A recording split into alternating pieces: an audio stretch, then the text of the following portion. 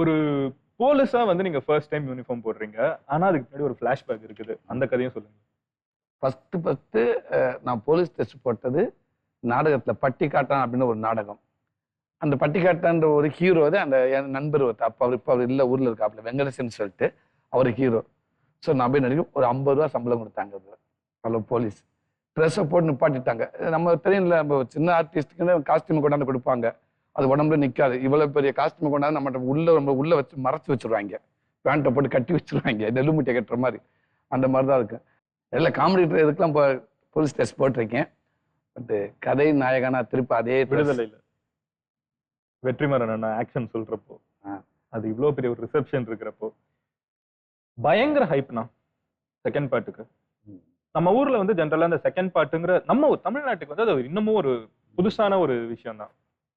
நான் வந்து சும்மா இந்த புக் மை ஷோலாம் போய் எனக்கு சினிமாவை வந்து நான் இப்போ ஸ்டடி பண்ற ஒரு ஸ்டேஜ்ல நான் இருக்கிறப்ப நான் எந்த படத்துக்கு மக்கள் எதிர்பார்க்கறாங்கன்னு பாக்குறப்போ அத்தனை 1000 பேர் வந்து ஐம் இன்ட்ரெஸ்டட், லைக் நான் பார்க்கணுங்கிறதுக்கு வந்து காத்துட்டு இருக்காங்கல்ல.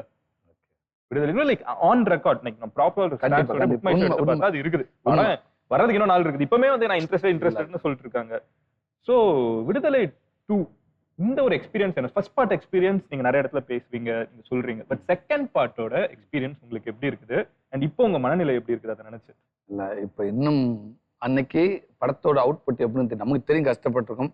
படம் நல்லா வந்திருக்கு, நல்லா டேரக்டர் எடுத்திருப்பான்னு தெரியும். இருந்தாலும் சபைக்கு வந்ததுக்கு அப்புறம் தான் தெரியும் எதுவா இருந்தாலும். அந்த மனநிலையில் தான் இருந்தோம்.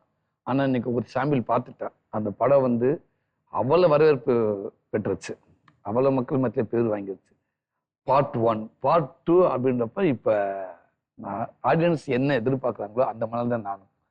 எனக்கு அது எப்படா அந்த இன்னைக்கு தேதி 8, 9, 10 எப்ப 20 வரும் நானும் எதிர்பார்த்துக்கிட்டு இருக்கேன்.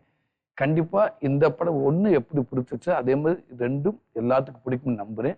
அதையும் தாண்டி இந்த 1 விட இந்த 2க்குள்ள இருக்க ஏரியா இருக்குல்ல, படம் பெரிய ஸ்கேன் இதுக்குள்ளதான் இருக்கு நிறைய. வாத்தியார்னு ஒருத்தர் இருக்கார் இல்லையா, அவர் யாரு வாத்தியார்? ஃபர்ஸ்ட் பாட்டுல அவரை காட்டிட்டு அவர் என்ட்ரி படம் முடிஞ்சுச்சு.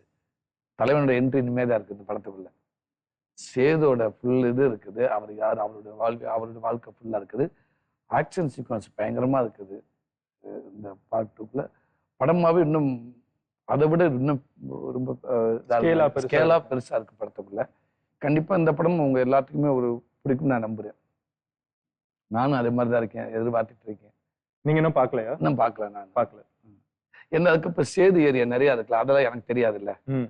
கொஞ்சம் கொஞ்சம் பார்த்தேன், 2-3 சீன்ஸ் பார்த்தேன். சூப்பரா இருந்துச்சு. ஃபுல் படமா நானும் பார்க்கல.